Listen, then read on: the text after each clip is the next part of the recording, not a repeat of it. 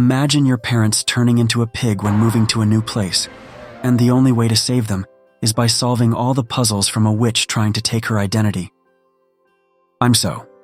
Let the story begin. So the movie begins with a family movie to a new house. There's our house. It's that blue one on the end. But the father takes the wrong turn and happens upon a tunnel. Wait, did I take the wrong turn? The dad wants to get in and check, but the little girl is hesitant to get in. But out of fear of being alone, the girl follows her parents. After crossing the tunnel, they come across beautiful but abandoned themed park with big building and food stalls. There it is. Her father and her mother starts looking around and start eating the foods without permission, as the dad has his credit card and will pay the owner when they arrives. The child is disgusted and leaves. The girl starts wondering and comes across a weird bathhouse on the other side of the bridge. While the girl is goofing around the bridge, suddenly, a boy appears with a traditional Japanese outfit and wants the girl to go away as soon as possible. You shouldn't be here. Get out of here, now! What? Leave before it gets dark. The boy tells her to leave immediately, till then he will hold them off. The girl immediately runs off to find her parents. As it gets dark, ghostly figures started to appear everywhere, and to her surprise, her parents has turned into pigs. She runs away as far and as fast as humanly possible. She accidentally drops into a river. As she looks around, she sees more and more weird stuff, making her believe she's dreaming. I'm dreaming! She starts noticing that she's vanishing from reality and starts panicking. Later, the boy finds her, weeping alone, tries comforting her. The boy feeds her a pill, which will undo her vanishing, as you won't vanish if you eat something from this world. There you go, you're all better. But when they were having a conversation, a creepy-looking bird with a face of an old lady flies by. The boy covers the girl, hiding her from the creepy bird. When they try to leave, the girl's legs get frozen due to fear. The boy uses magic spells, making her able to run again. They runs like a cheetah through the crowd and ends up in front of the same bridge to the bathhouse. The boy asks the girl to hold her breath, as that will make her invisible among the spirit and won't spot her. Almost there. But to her surprise, a talking frog comes there, calling the boy Mr. Haku. The girl gaps, revealing herself as a human. The boy traps the toad inside a force field and runs away. The boy takes the girl behind the bushes and hides. There he tells the girl that to survive here, she needs to find a job. He asked her to find a man named Kamaji, asked to work for him, now to give up being presided for the job, and the last and important one, never forgotten her own name, Chihiro. How did you know my name's Chihiro? I've known you since you were very small. Later, she reaches the place that Haku told her to go, to meet Kamaji. After reaching the place, she starts to look out, and observes a man with 6 hands working in the boiler, who closely resembles a Tsuchigumo, a yokai of Japanese folklore. She asks the man for a job to work here, but the man denied, and tells her to get lost. You back off! You can't just take someone else's job. There's no work for you here, got it? But suddenly his granddaughter entered, feeding the bugs and providing food for her grandfather. Then, she noticed that girl. A human! She yelled. To protect the girl, Kamaji replies, She's my granddaughter. and ask her to take the girl to Yubaba to get her a job, bribing her with a tasty lizard. Give me that. Come on, little girl. You better follow me. The lady asked Chihiro to thank the old man, as he saved her from the trouble. Thank you, Mr. Boiler Man. The woman tells our protagonist that we have to get to the top floor for the job and ask her to follow her. You want to lose your nose? We go through the other workers working around the bathhouse. They try to sneak through the elevator, but get stopped by a reddish spirit. The woman tries to hide the girl. Then suddenly, the elevator opens. Out comes more demon and spirit, being led by a frog. The frog notices the women and points out that odd human smell. What's that smell? It's human. The weird toad sniffed the nice lady, but the lady made an excuse, flexing her precious dried lizard. The greedy fat toad tried to eat it straight, but nice lady quickly ate it whole herself. While they were fighting over a dead lizard, the girl escaped with the Radesh guy, who took her to her destiny. They both exchanged goodbyes and went their way. Aren't you even going to knock? The creepy door scared the girl, then the door opened. Inside was an old lady, calling the girl to come in. The girl went flying in with the spell of that old lady. There she saw 3 goofy-looking head balls jumping around. Quiet down, you're making a racket. The 3 followed her order and went away. Excuse me. I was wondering if you could give me a job. The girl got straight up to the point and asked for a job, but the old lady zippered her mouth shut. I don't want to hear such a stupid request. The old lady replied, and started complaining the girl about his parents' behavior, Like your parents who gobbled up the food of the spirits like pigs. and threatened to turn her into a piglet. She tried to take out all her secret about who helped help throughout the journey. Please, can't you give me a job? The girl is surly known her task well. The old lady gets more and more angry with the girl Why in the world do you think I should give you a job? and ask her to get out because, I've got all the lazy bums I need. but suddenly as she was scaring the living hell out of the girl, the ground starts shaking. There comes a giant leg. Turns out it was the witch's baby, whom she adores a lot. The witch asked the girl to leave, Until you give me a job. but the girl says she won't move an inch without getting a job. The witch gets annoyed and gives the girl a contract in return for the job. She takes away her name and gives her a new one. Your contract. Sign your name away. If I hear one little complaint out of you, you'll be joining your parents in the... She signs it up. Your name's Chihiro. What a pretty name. And it belongs to me now. The girl is given a new name now, and it's... From now on, your name is Sen. At the same moment, Haku arrives and take the girl to her working station, and everyone are surprised to see a human child brought to work there. Then the girl is assigned to our nice lady Lin, who is secretly happy she made it off. She shows the girl around, shows their room, and gives her her working outfit, but the girl suddenly starts crying. Then we are cut to the scene with Haku and the old lady, who flies off through the balcony. If you are still here, just drop a like and comment down your favorite anime.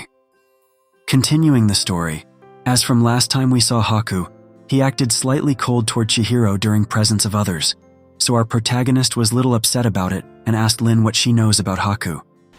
Lin, you know Haku? To that Lin replies. He's Yubaba's henchman. Don't trust anything he says. Later that morning, Haku visits our protagonist while everyone else were sleeping and tells our protagonist to meet him at the bridge. When she reaches there, she comes across a tall black spirit with a mask in the broad daylight. She passes by to meet Haku. Later, Haku took her to the place where her parents are kept, who have been turned into pigs by Yubaba. She gets extremely upset seeing her parents in this situation and promises them that she will save them soon. Later, Haku explains how Yubaba controls them by stealing identity from people to the protagonist, and tells her without their memories of their real identity, they can never escape. Later, while dropping the girl to the bathhouse, he revealed his dragon form to our protagonist. During the duty hours, our protagonist works hard mopping the floor. She opens the back door for throwing out the dirty water. She sees the masked spirit again. As it was raining heavy, she lets the spirit in to dry off. Inside, our protagonist and Lin are tasked to clean the biggest tub in the bathhouse, which are specially reserved for the nastiest guest who haven't showered for years, like your friend. Lin sends our protagonist to get a tag from the manager for the water, but the manager is racist and ignores the human. But suddenly that masked spirit appears and provides the girl with a tag. In the town, a wild muck appeared, but not trainers wants to catch it and shut down their doors. Here, at the bathhouse, the masked spirit brings more and more water tags to our protagonist. Suddenly, Yubaba calls our protagonist Sen and gives her the task to take care and shower the wild muck, who's not a Pokemon, but a stink spirit. She is disgusted but follows the order, and takes the stink spirit to the huge bathtub. As it crawls inside water, the water turns murky. The spirit asks for more water and the girl provides it. While cleaning the stink monster, our protagonist finds something stuck to the spirit. Yubaba Lin, our protagonist, and all the staff members pulls it out of it. Turns out, it's not a Pokemon or a stink monster. After pulling out the stick, it let out a huge amount of human wastage, reveling itself as a guardian spirit of a great river. The staff finds pieces of golds around the bathtub, and happy Grandma Yubaba is very much impressed with our protagonist Sen and throws a huge dinner party for all. Later, after dinner, Chihiro is curious about Haku as she hasn't seen him around today, asks Lin about him. Lin, have you seen Aku? Not Haku again. She tells her about the rumors. Rumor has it he runs around doing Yubaba's dirty work. During midnight, a greedy frog enters the bathroom seeking for gold. Above him standing was the masked spirit. He calls him close, showing him lots of gold coming out of his hand. As he was close enough, he eats him like frog eating a fly. Later, the masked spirit is discovered by another staff member. The girl wakes up from a traumatizing dream, finds everyone missing. She looks for them as it's unusual for the spirits to go out in broad daylight. Later, she finds out everyone were working to please a wealthy guest with lots of gold to give away. But our protagonist is not interested in gold, as she has a greater mission to save her parents. Suddenly, she sees a dragon pass by.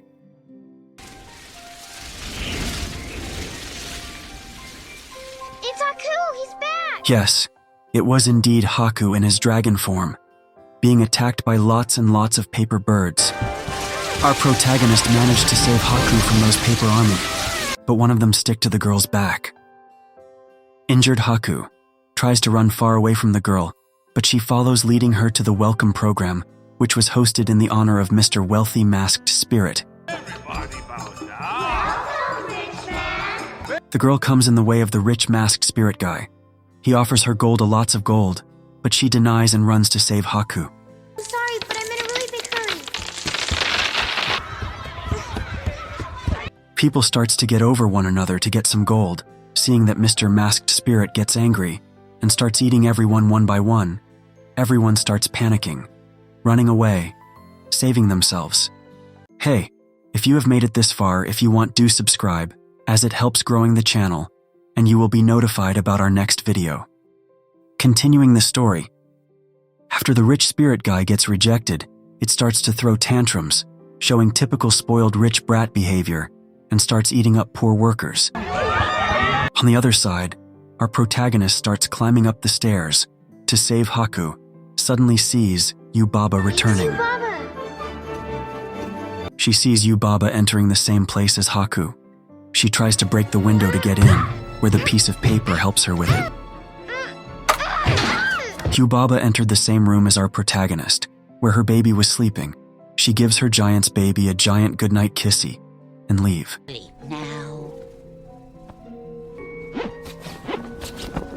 Our protagonist, who was trying to hide in that same place, suddenly got pulled inside the rug by the big baby, the baby threatening to break her arms if she doesn't play with her. She escapes by showing the boy her bloody hand and runs to save Haku. What are you doing? Get away! Get back! Haku, are you okay? Can you... Suddenly, Grandma Face Crow appears and attacks our protagonist. Suddenly, the sumo baby also joins in, trying to stop our protagonist. But no. The baby starts crying. Seeing all these nonsense, the paper finally reveals its true identity.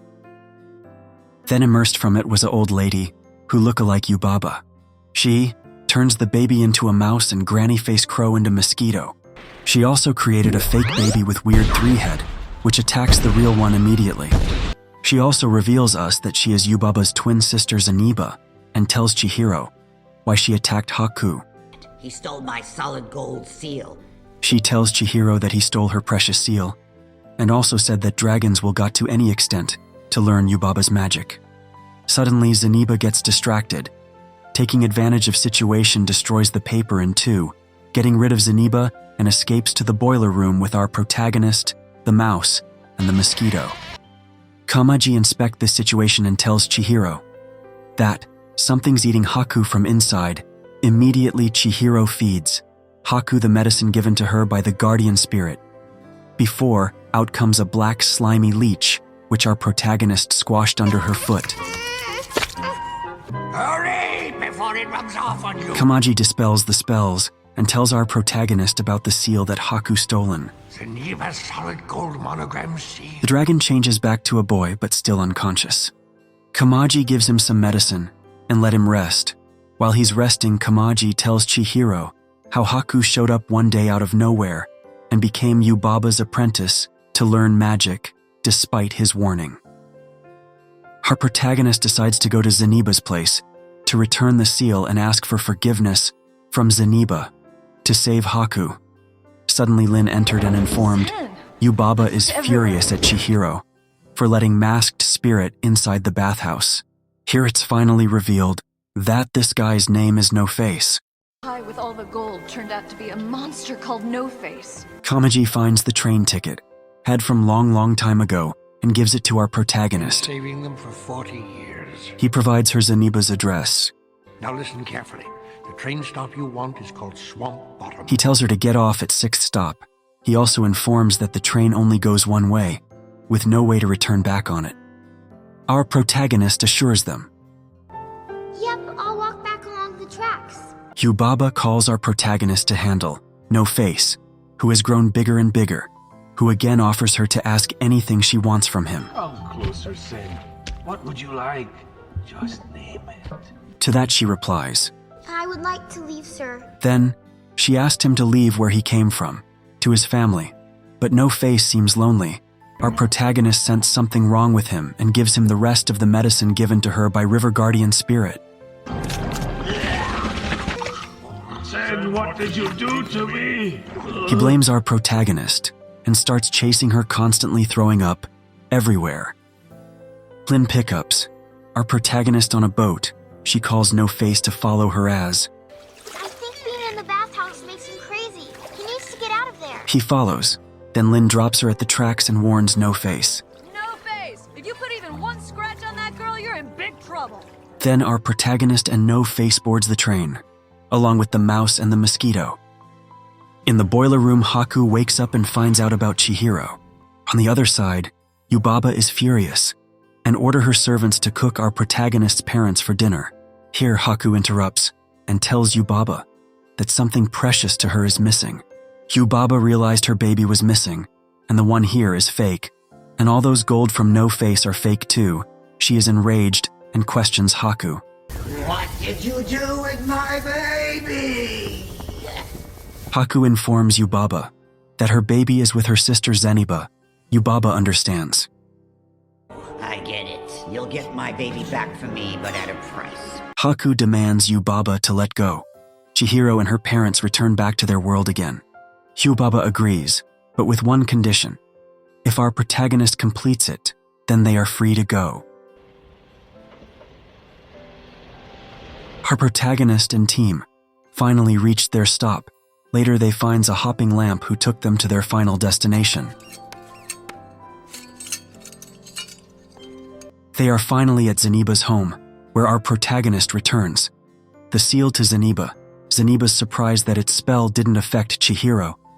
Then she reveals she squashed the slug sitting on it. Zeniba reviews. It was the slug used by Yubaba to control Haku, and was amused to her she squashed it. You squashed it! While Zeniba and others were preparing tea, our protagonist seems to recall past, where he met with Haku for the first time. She also shares his worries about Haku and her parents. Zeniba assures her that she will save them. She also provides our protagonist a magical hairband. When she was putting on the hairband, a noise came from outside, and it was none other than Haku himself. Our protagonist was happy to see him. Even Zeniba forgave him in return to take care of Chihiro. Now it was time to return. Zeniba asked No Face to stay with her as he was lonely, and he will fit right in to help her too. I'll miss you. Our protagonist leave with Haku and the two. While they were flying, Chihiro remembered Haku saving her and tells him his original name. She realized Haku might be the river spirit who saved her. I think that was you. And your real name is Kohaku River. The spell broke as he remembered his full name. You did it, Chihiro! I remember I was the spirit of the Kohaku River! Then they returned to Yubaba, where she was waiting for our protagonist's final test. Here, her baby turns back to his original form and tells Yubaba to send our protagonist back, or he will hate her. If you make Sen cry, I won't like you anymore. Here our protagonist agrees to give the final test. Here she is tasked to identify her parents from a group of pigs at one go. She looks at them and answers her that her parents weren't there. Immediately the contract disappeared and everyone celebrate, farewelling her goodbye. She goes away with Haku. Haku promised to quit Yubaba apprenticeship to remember his name. He tells her to rejoin her family and never look back, and promise they will meet again. She meets her parents at the end of the tunnel, who are human again, having no memory of what happened. She looks back at the tunnel for one last time, and the movie ends. Thank you for watching. And if you enjoyed this video, then comment which anime you want to see next. Till then.